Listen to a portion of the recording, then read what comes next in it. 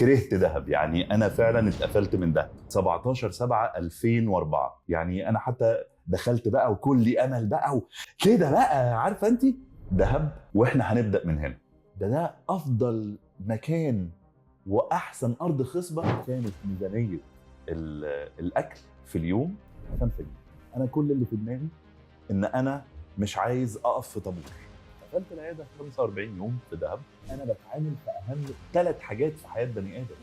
في واحد جاي بيقول لك صحتي ووقتي وفلوسي معاك. وصلت واذ بي الاقي الترام اللي انا المفروض اخدها معديه من قدامي. انا عملت حاجه ما عملتهاش من ثانوي.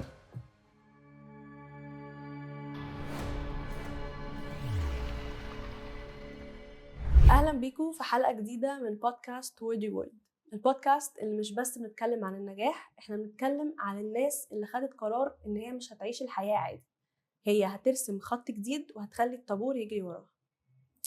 ضيفنا النهارده هو بصراحه محتاج حلقه لوحده نتكلم بس عن التعريف، ولكن هو قرر انه العياده مش بس كرسي، لا هي تجربه كامله، ونتيجه ده كانت ان اكتر من 45 دوله جت منهم مرضى عشان يتعالجوا عنده في دهب. دكتور عادل، هو ينفع ابوس المذيعه؟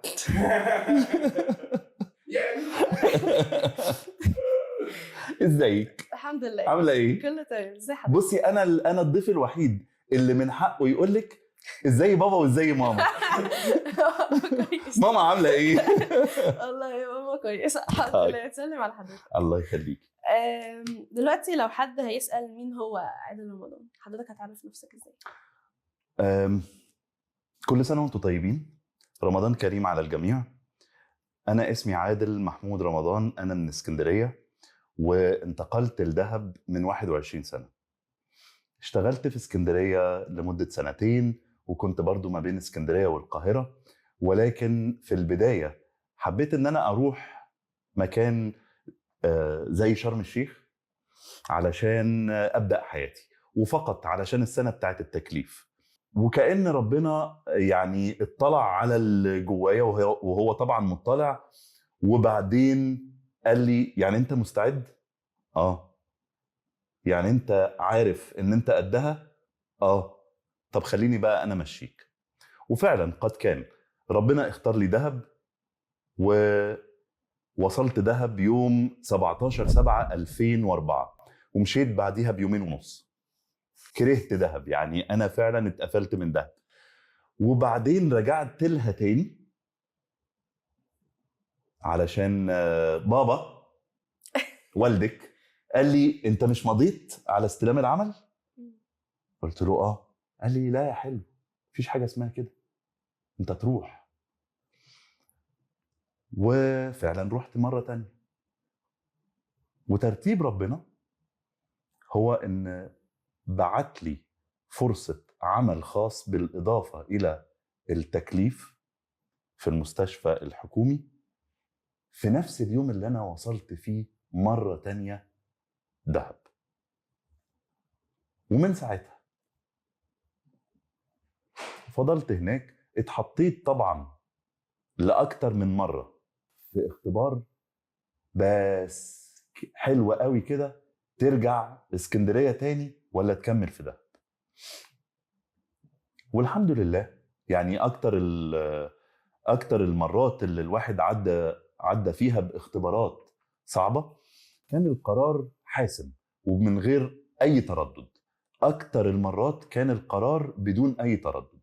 طبعا الواحد عدى بايام وبمرات كان فيها بعض التردد، ولكن خلاص احنا وصلنا بقى لمرحلة ان دهب واحنا هنبدأ من هنا.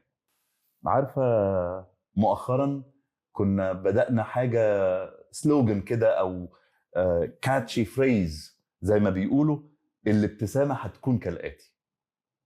لا، وصلنا بقى الى مرحلة ان دهب هتكون كالآتي بس.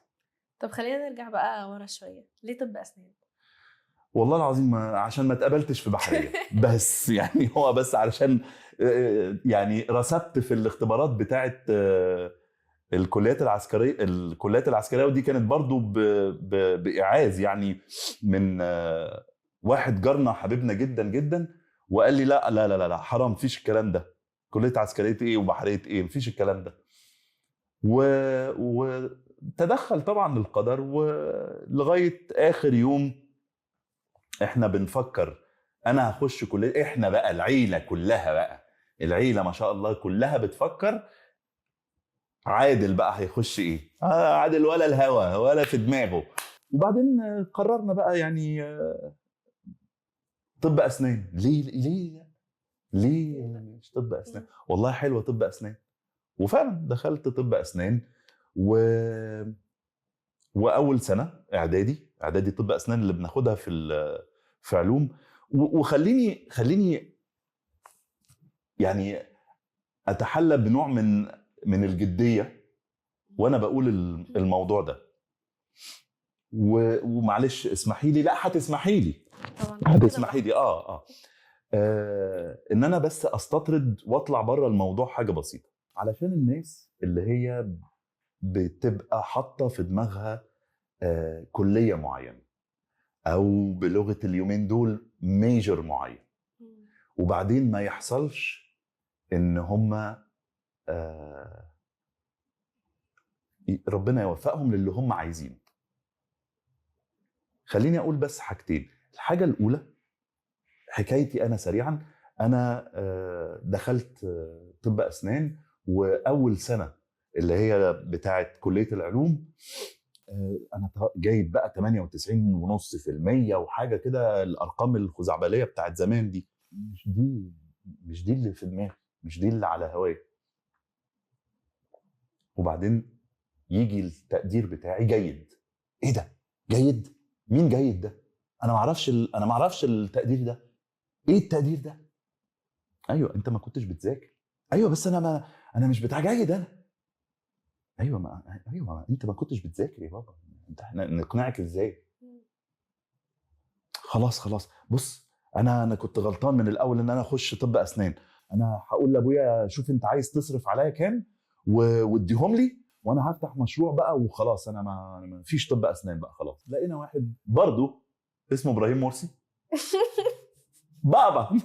بابا جالنا وقال في بقى الحفله بتاعت تعريف الدفعه الجديده بطب اسنان والى اخره، وادونا كتيب. الكتيب ده كان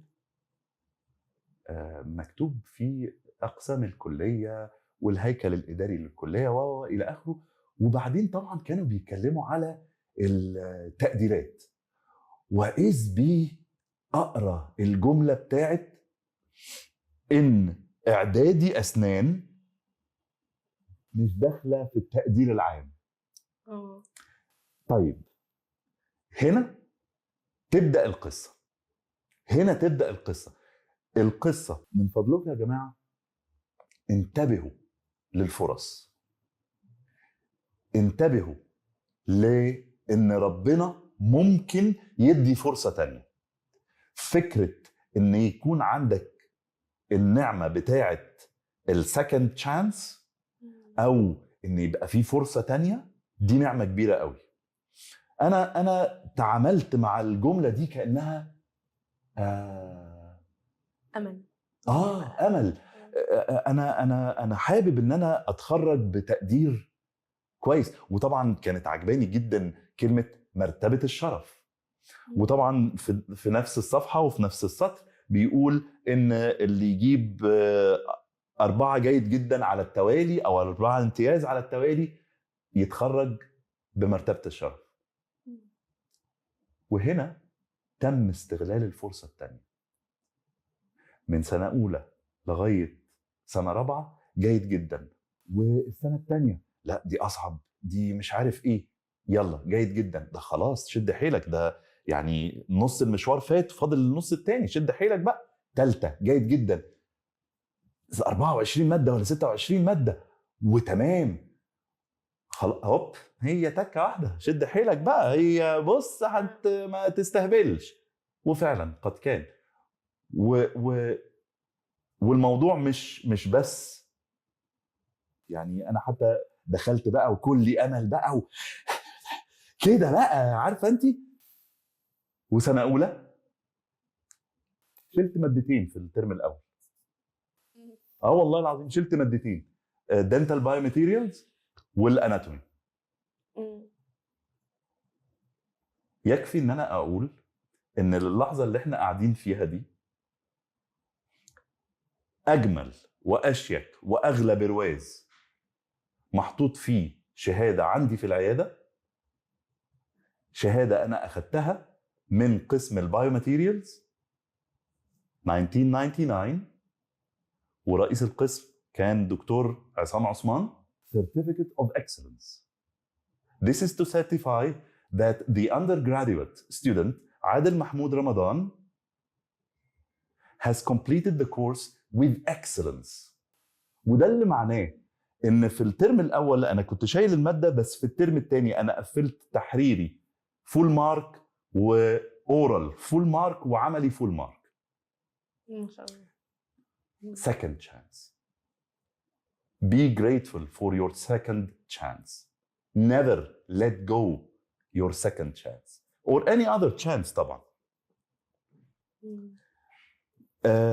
وده اللي ياخدنا بس لموضوع بره يعني احنا بدأنا كلام ان ممكن حد يخش ميجر مش الميجر اللي هو اللي على هواه. مع الوقت ومع الشغل ومع الحياة الواحد تواصل إلى نظرية. النظرية دي بتقول إن أي حاجة علشان تثبت محتاجة على الأقل 3 ركائز. 3 على الأقل 3. الترايبود، شاوري لي على أي حاجة واقفة ثابتة على أقل من 3 ركائز. فيش. ممكن عربية لوري تبقى ساندة على 16 ويل، حتى بيسموها 16 ولا 32 ويلز لوري والكلام ده كله، لكن أقل حاجة علشان تبقى واقفة وراكزة 3. أول دايرة اسمها البروفيشن، المهنة، ودي تعريفها النهاردة هيبقى عندنا تعريفات كتير. البروفيشن دي what's responsible to put bread and butter on the table, to pay your rents. حاجة علشان تحط مصروف في جيبك، ويا ريت بقى يعني لو انت شاطر فيها عشان يبقى بريد وباتر وشوية فاكهة على حتة جاتو على. الركيزة التانية الهوبي، هواية. لازم في حياتك يبقى فيه هواية، والهواية دي حاجة انت بتختارها وبتستثمر فيها، بتستثمر فيها وقت ومجهود وفلوس علشان تدي لشخصيتك بعد. يعني حاجة بإرادتك وبتركيزك انت بتختارها علشان تدي لشخصيتك بعد، عشان ما تبقاش عامل زي فؤاد المهندس في فيلم المكنة طلعت قماش، بس هو مهندس وما بيعرفش غير في المكنة. فانت بتختار حاجة وبتستثمر فيها بعض الوقت والمجهود والفلوس علشان تقدر تدي لشخصيتك بعد او كذا بعد. الشغف اللي هي الكلمة اللي ضربة الجيل كله كويس، اللي هو معظم الناس بيبدأ من عندها. لا، هي الفكرة كلها انا حابب دايما ان انا ابص للموضوع كدايرة ملهاش بداية او نقطة بداية معينة. لا، هو الشغف هي الحاجة اللي بتدي الواحد الشرارة ان هو يفوق مرة تانية. ممكن يبقى تعبان، ممكن يبقى زهقان متضايق، بس في حاجة كده، حتة موسيقى معينة، حاجة هو بيحبها. دور على الشغف بتاعك علشان هي دي الحاجة اللي بتشحن بيها بطاريتك، بس من غير الاستثمار بتاع الوقت والفلوس والمجهود اللي احنا كنا قلنا عليه في الهوبي. انت بتشحنها ببلاش. دي السبارك. وبالتالي الانسان لما بيبقى عنده بروفيشن وهوبي وشغف او باشن، هنا بيبقى عنده حياه متوازنه مرتكزه على حاجات. طب مش لو حد دلوقتي عنده الهوبي والباشن والبروفيشن نفس الحاجه، دي مش حاجه تخليه سعيد اكتر؟ حلو. لا مش شرط. ليه بقى؟ هقول لك. لان السعاده برضو هنرجع لموضوع التعريف. مفيش حد في الدنيا ماشي وعايش سعيد كده، مفيش حد خالص. تمام. احنا بنتكلم دلوقتي على حياه متوازنه. تعالي اديلك مثال. واحد شغال اهو بروفيشنال اهي، شغال في ناشونال جيوغرافيك، مصور. الباشن بتاعه هو السفر، والهوبي بتاعته هو قارئ جيد جدا عن الطبيعه، يسافر الامازون، يروح الصحراء، مش عارف ايه، يروح الدائره القطبيه، بلا بلا بلا. او الثلاث دوائر دول قريبين جدا من بعض، صح؟ راح عمل الكولكشن بتاعه والتصوير وباعها لناشونال جيوغرافيك، هوب، واخد ال $25,000 وفله كده، اتعشت الموسم بقى زي الفل. كلام جميل. طيب تعالي بقى نفكر في مثال تاني. واحد مهندس مدني شغال في هيئة الطرق والكباري. حلو. والهوبي بتاعته، الهواية بتاعته، مش عايزين نجيب حاجة مجعلصة يعني، مش عايزين نقول القراءة أو الهوبي بتاعته الأفلام. بيحب يتفرج على أفلام، يخش السينما، يقرأ عن تاريخ السينما، مارتن سكورسيزي عمل ايه، وفلان عمل ايه، وفلانة عملت ايه، ودي كانت. والباشن بتاعه يعني عايزين حاجة من الواقع بتاعنا، يعني الطبخ. الباشن بتاعه الطبخ. معرفش بقى، بابا كان مسافر الخليج ومامته هي اللي كانت بتاخد بالها منه، وهو الطفل الوحيد وكان على طول يخش معاه المطبخ، ما تفهميش بقى ايه اللي بيحصل، بس الباشن بتاعه الطبخ. احمد عاكف اللي هو المهندس ده ده اسم خيالي؟ لا والله، ولا انا بسأل ده حد بجد ولا لا والله انا ما اعرف. انا سمعتها ده اسم خالي، فانا لا مش عارف. خالي مين؟ بس لا انا بسأل ده اسم حضرتك قلته دلوقتي ولا ده حد موجود؟ لا انا جبته كده من روايه ماشي. لنجيب محفوظ. اوكي. طيب الراجل ده، المهندس ده، اتعزم على حفله عيد ميلاد حد. اوكي كويس. ماشي. وراح العيد ميلاد. حلو. الراجل ده مدى الاستمتاع اللي اي حد ممكن يقرب من دايرته اللي قطرها 30 متر، ده هيبقى حاجه تانية خالص. واقف وبيتكلم بقى مع الرجاله وبتاع ومش عارف ايه، وبعدين مش عارف معدي على الكوبري بتاع مش عارف ايه، ويا اخي اسمع كين كين تين تين تين، وبفتكر ان هي مشكله في العربيه. لا يا فندم، لا، ده فواصل التمدد، ودي حاجه عندنا احنا بنبقى. لا انت فاكر ان هم عاملين الموضوع ده خطا في الكوبري؟ لا، دي حاجه اسمها وفواصل التمدد ومش عارف ايه والكوبري ومش عارف ايه، وتيجي سيره بريدج اوف سبايز، فيلم بريدج اوف سبايز، كوبري الجواسيس. فاهم هو بقى. اوبا، لا انت جيت للمعلم يا معلم. ده هيقعد ويقول لك لا ده انت ده دي اصلا، والمحامي ده اصلا وبعدين لما جم يصوروا، فناس تانية خالص دخلت في الحوار وبقوا قاعدين وبيسمعوه و الى اخره. وبعدين علشان الكلام ما يبقاش ناشف، مره واحده راحت واحده بقى جايه بل بقى ريقك بشويه القهوه ودوق الكيكه البرتقال دي. لا دي مش كيكه البرتقال وبس، ده انت حط عليها كمان كذا. اوبا، عرفتها ازاي دي؟ وجاب الست دي من هنا والبنوته دي من هنا، وخلاص هي يعني راجل very interesting. صح. حياه متوازنه جدا. صح. مش موضوع ان هو عنده communication skills وعنده presentation skills الى اخره، ولكن الموضوع ممكن يحصل بشكل سطل جدا. هنا اللي احنا قلنا عليه الثلاث دوائر قد ايه هم intersecting، وكل ما يبقوا intersecting في surface area اكبر، هنا السعاده تبقى اكبر. لا ممكن يبقوا بعيد عن بعض، ما فيش ما بينهم intersection، ولكن السيرفيس اريا اللي ما بينهم دي بتتملي، دي مش فراغ، دي بتتملي بانترستنج بيرسونا، ستيبل بيرسونا. اتكلمنا بقى عن السيركل بتاعت حضرتك، ايه البروفيشن احنا عارفينها، ايه الهوبي؟ يا لهوي انا عايزه حاجات اسمع كتير. بصي، هو طبعا يعني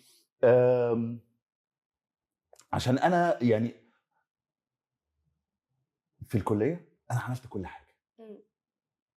انا ذاكرت وحضرت محاضرات وسجلت المحاضرات وما فوتش ولا سيكشن، ومثلت، وكنت في اتحاد الطلبه، وكنت في الجواله، وكنت بلعب بطولات رياضيه.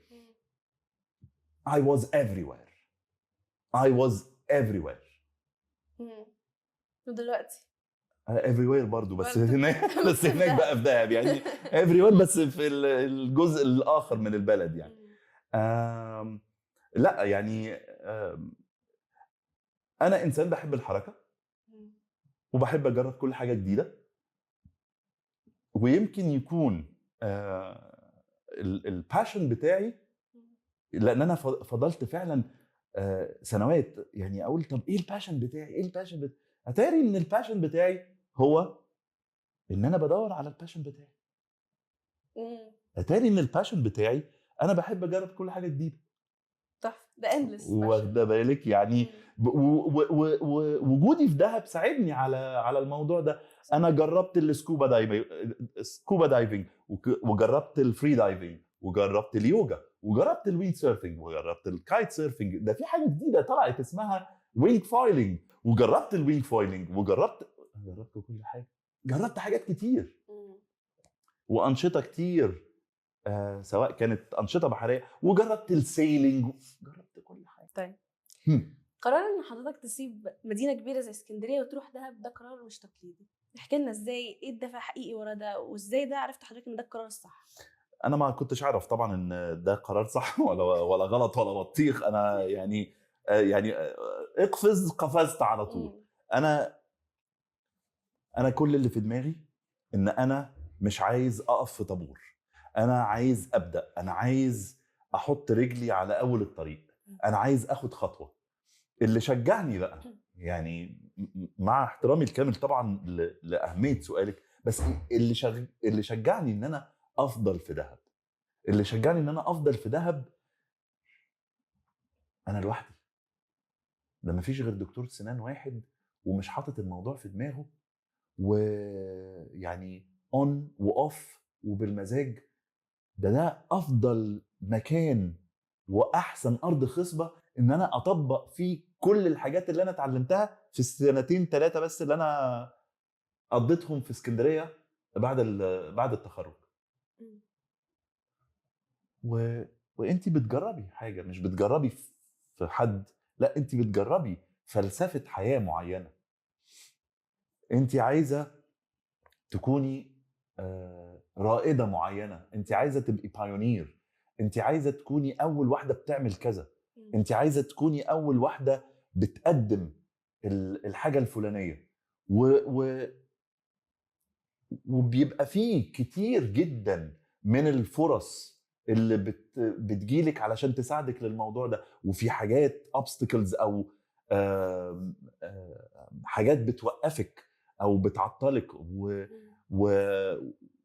وانتي بتشوفيها بشكل او باخر، وبتجربي فلسفات معينه في الحياه.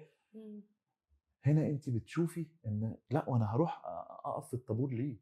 صح. انا عايز ابدا الحاجه بتاعتي، انا عايز اكتب قصه حياتي انا. writing your own life story needs no novelist, it needs you. بس ماشي، احكي لنا عن اول فتره في دهب.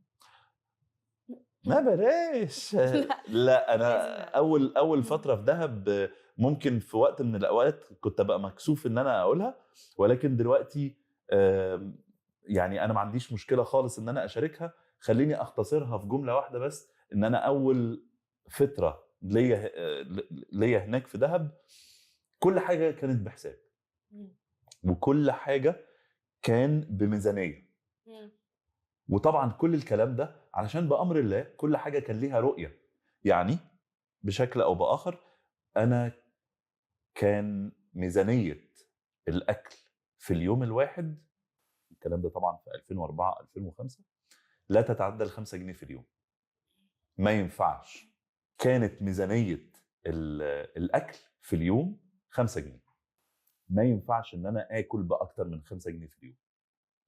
في اليوم اللي أنا كنت ممكن مثلا ابقى معزوم، دي حاجه بتبقى حاجه جميله جدا جدا، لان دي بتخلي الميزانيه بتاعت النهارده تترحل لبكره، which means ان ممكن ان انا اكل حاجه كويسه.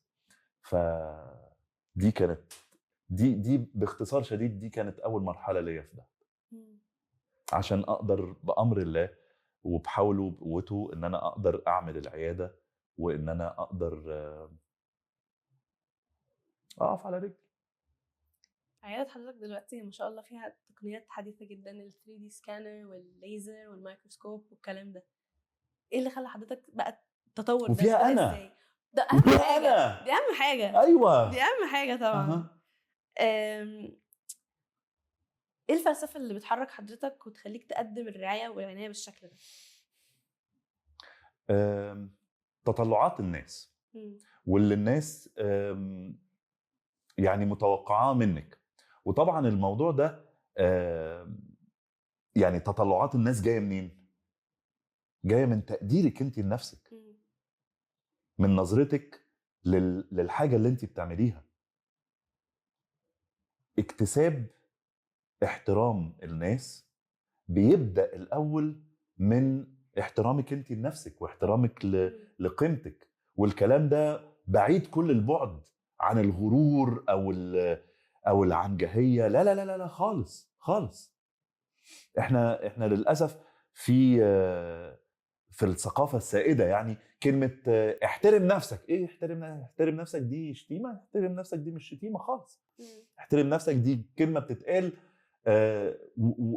ويا ريت ان هي يعني ان الواحد يطبقها. يعني احترم نفسك.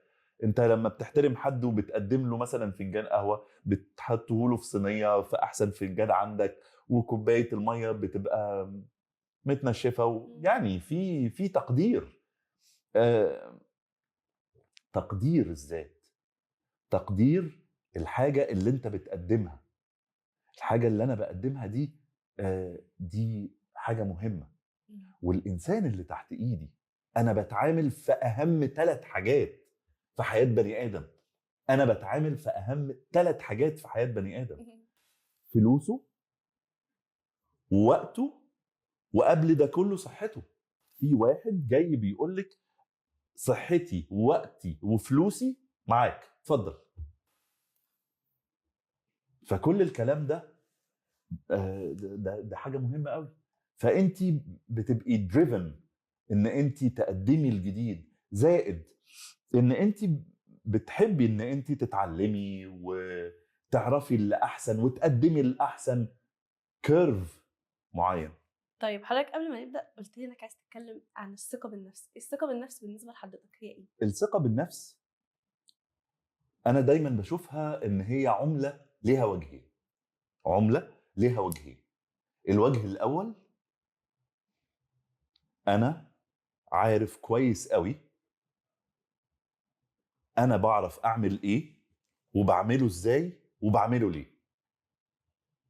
انا عارف كويس قوي انا بعمل ايه وبعمله ازاي وبعمله ليه. والوجه الاخر، انا ما عنديش اي مشكله ان انا اكتشف ان في حد بيعرف يعمل الموضوع ده احسن مني، بل بالعكس وازيد، ان انا يا ريت ان انا اعرف اتعلم منه. فيلينج comfortable in your own skin. Behaving as if you belong. Not as if, behaving as you belong. أنا مرتاح. يعني أنا لا أفتعل attitude معين، ولا أفتعل مثلا طريقة كلام معينة، ولا الكلام ده كله. الفكرة كلها أنا عارف كويس قوي أنا بقدم إيه وبعمله إزاي وبعمله ليه. عارفه كويس جدا جدا، وبتصرف من هذا المنطلق. ولكن أنا ما عنديش أي مشكلة خالص إن أنا أكتشف وإن أنا أعرف إن في حد بيعرف يعمل الحاجة دي أحسن مني. and I feel even more comfortable إن أنا أتعرف عليه وأتعلم منه. دي الثقة بالنفس. حلو. خلينا نرجع تاني بقى للتجربة بتاعت حضرتك ونروح ل 2019 لما حضرتك قررت تروح 45 يوم في ألمانيا كإنترن، رغم إنك وقتها كان بقالك مثلا 15 سنة طبيب متمارس. إيه اللي شجعك على الخطوة دي؟ ودي حاجة غير تقليدية، يعني إيه اللي شجعك عليها وأثرت إزاي على رؤية حضرتك؟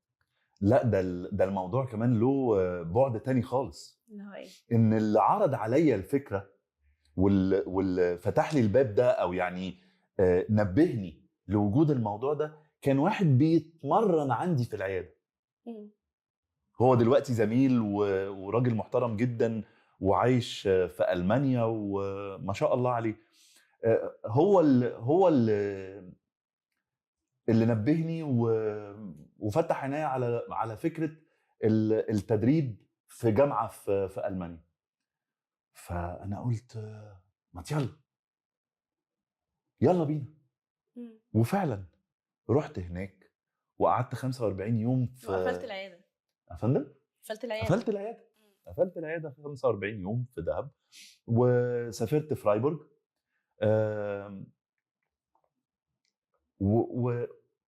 والفكرة مش حب العلم أو حب التعليم أو التدريب أو الفكرة كلها إن لما الواحد بيدي كل جوارحه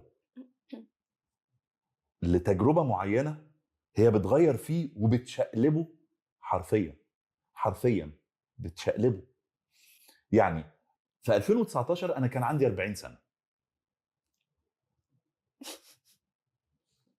هتقعدوا بقى تعملوا ماث بقى وده ماشي. في 2019 أنا كان عندي 40 سنة. كويس. وبعدين كل يوم كان المفروض ان الساعة 8 بالدقيقة نكون في قاعة المحاضرات، علشان الدكاترة كلها بتجتمع علشان نحط او نناقش جدول اليوم. هم بقى طبعا بيناقشوا، انا يعني جاي متدرب، وهيبقى في عمليات ايه، وبعدين هنعدي على سراير ايه، المرضى ايه، ومتابعات ايه الى اخره. 8 لازم تبقى هناك. احنا بنتكلم على ألمانيا. ففي يوم من الأيام أنا متعود أخد القطر أو الترام بتاع الساعة كذا. معرفش لسبب أو لآخر أنا اتعطلت تقريبا 3 دقايق وما كنتش واخد بالي. وصلت وإذ بي ألاقي الترام اللي أنا مفروض أخدها معدية من قدامي وعدت مشيت. دي فيها إيه؟ لأن طبعا في كونكشن. دي فيها إيه؟ دي فيها تأخير 12 دقيقة عبال ما أوصل هناك. فأنت قدامك حاجة من 2، حاجة من 3. يا إما تاخد تاكسي طبعا كويس، يا إما خلاص بقى 12 دقيقة بقى خلاص تأخر بقى، يا إما تجري ورا الترام. أنا جريت ورا الترام. أنا عملت حاجة ما عملتهاش من ثانوي. طب ليه؟ لا مش موضوع ليه، أنا ما فكرتش. هي الفكرة كلها إن التجربة بتاعة التدريب والتجربة بتاعة إن الواحد يعيش مرة تانية إن هو قاعد وبيسمع وبيتعلم. شوف أنت بدأتي السؤال بإيه؟ أنت عندك عيادة واكتر من 15 سنه وناس شغاله معاك وعندك فريق الى اخره، وبالرغم من هذا قررت ان انت تروح وتقعد. ولو اتيحت لي الفرصه مره تانية، بس طبعا بشكل اخر يبقى فيها تطور او ارتقاء للتجربه، طبعا هعملها. فالتجربه عملت نوع من انواع الريجوفينيشن. انا في جزء من الثانيه اخدت قرار ان انا هقوم واخد شنطتي على كتفي واقوم طالع جاري ورا الترام، وجريت ورا الترام في نص الشارع ولحقت الترام زي ما كنت بعمل في الترام رقم 2 لا من فيكتوريا لجليم بس، ووصلت في معادي. ومش دي القضيه، الريجوفينيشن، الاحساس. بعيدا عن طب الاسنان، الناس اللي تعرفك توصفك بايه؟ او ايه الجانب اللي بتحس ان هو مش واضح للناس عنك؟ يعني اقول لك الناس بتقول عليا ايه في الريفيوهات يعني لا بره بقى، بره طب الاسنان. لا بره طب الاسنان.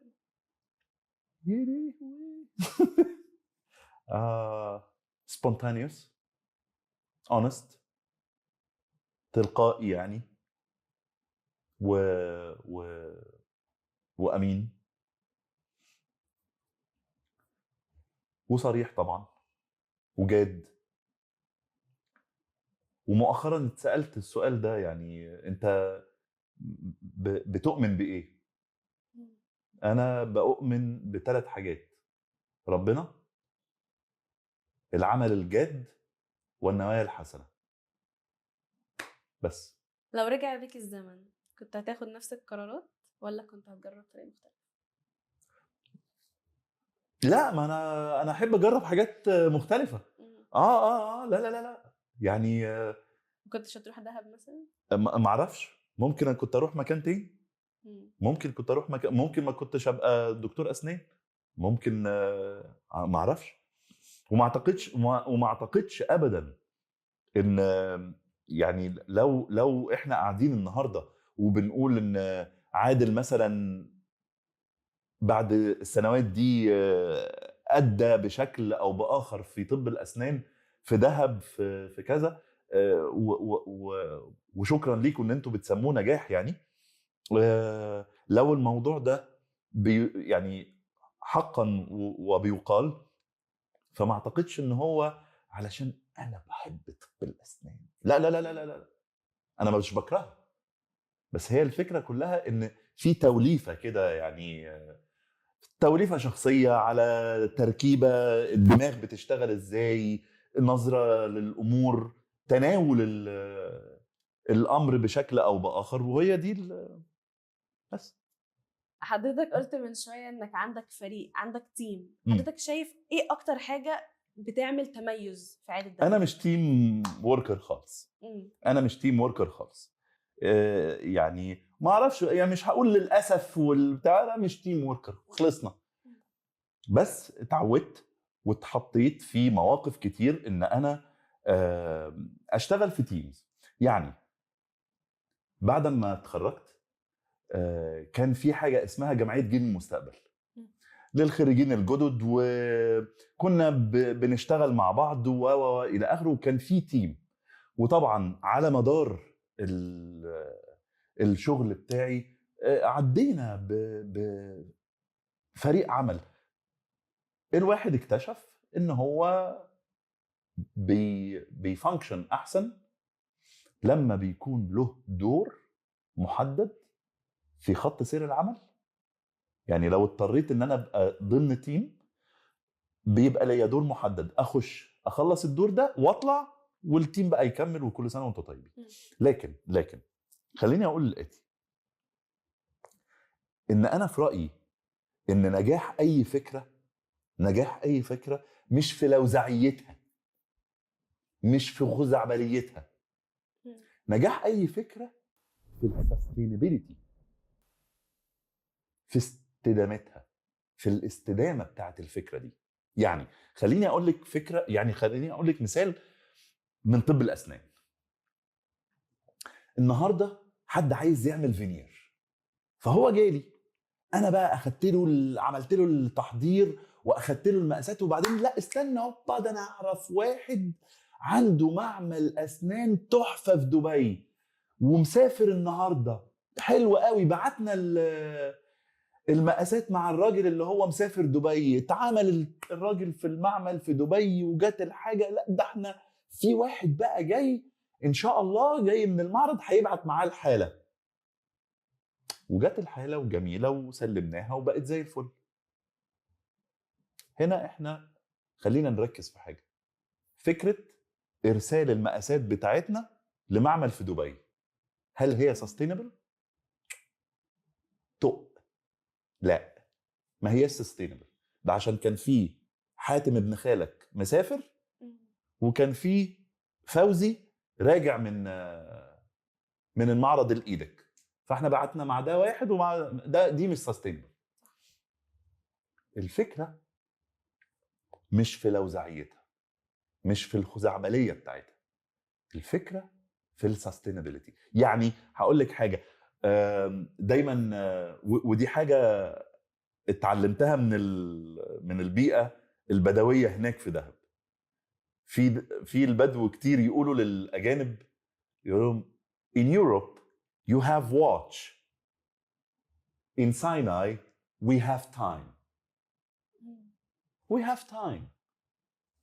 تمام؟ مش موضوع ان احنا بنقلل من قيمة الوقت، لا طبعا، بس بنقول ايه؟ ان احنا دلوقتي عندنا معطيات معينة تقدر تنفذ الموضوع ده باستدامة وتكرره كم مرة. انا اقدر اكرره 90,000 مرة زي الفل. الفكرة دي هي الصح. لا بس ده الفكرة التانية دي عبقرية. تمام، مرة one time صح. او sudden success is a failure. sudden success is a failure. انا مبسوطه جدا قعدتي مع حضرتك. انا اللي مبسوط اكتر ان انا شفتك النهارده. شكرا جدا لوقت حضرتك حبيبتي، شكرا. بوسه بوسه بوسه. بوسه.